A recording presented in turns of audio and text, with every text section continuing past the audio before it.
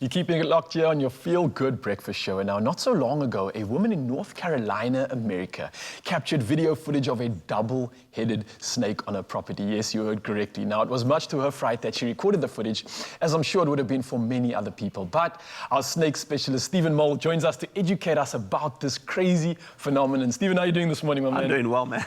Look, this is like the stuff of movies. A double-headed snake. Like, what is this even called? Is it something you see quite often? Should I be scared? Well, it's quite a rare phenomenon. It's known as dicephaly or bicephaly. Okay. It's basically scientific talk form that straightly translated just means two heads. All right. And is it something that you see quite often? Or this is quite a rare occasion, I'd imagine? It's quite rare, especially to see it in the wild. They usually don't survive very long in the wild. So this is something that usually you see in captivity. But when the two-headed snakes are found, it's usually a juvenile. In this case, it was also a juvenile, just because they usually don't make it to adulthood.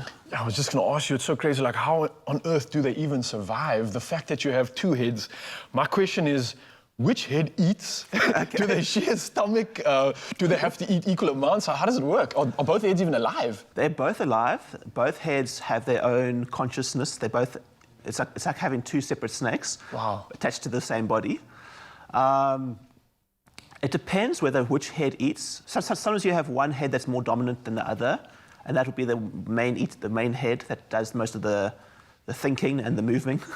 But often you'll have the snake be able to eat with both heads. And sometimes you'll find that the heads will even fight each other for food. No ways. I was literally going to ask you that, because if you're saying they have two consciousness, well, they're both conscious, essentially, does that mean that like the one might want to go in a different direction to the other, and then whichever dominant one is the one that decides? That actually does happen. As I said, sometimes the one head is more dominant than the other, and he might be the one that controls the body. Or you might have that one head does one half of the body, the other head does the other half of the body. Oh, wow. And then you have two heads that are trying to control the same body. And that can cause a bit of confusion, and the snake might not be very coordinated. And I'm assuming this is obviously why they only stay in that juvenile phase, because yes, in the wild, I mean, getting up to mischief like that, you're going to get yourself caught out, I'm quite sure. You get caught by a predator quite quickly. Is there anything that actually like causes this to happen? Is it something that we can maybe expect more of in the future? Should we be a bit aware or cautious, or is it just a rare anomaly? It's a rare anomaly. It definitely will happen again in the future. It's just one of those things that does happen. It happens when an embryo is developing and it starts to split into two.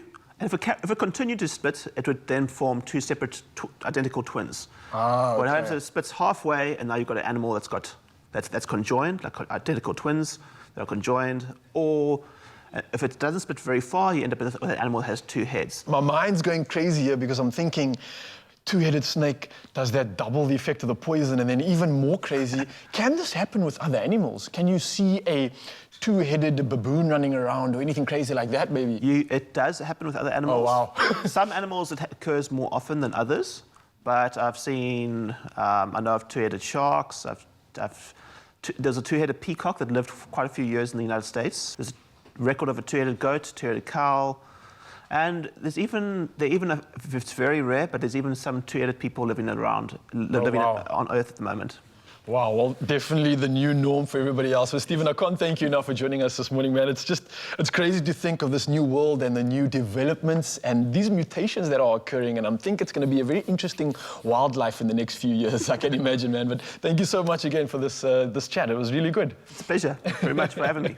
Well, look, man, just like that, when you thought you'd seen everything, I can't imagine what else is to come. But thank you so much for your time and your insight, Stephen. And guys, have an incredible end to the day.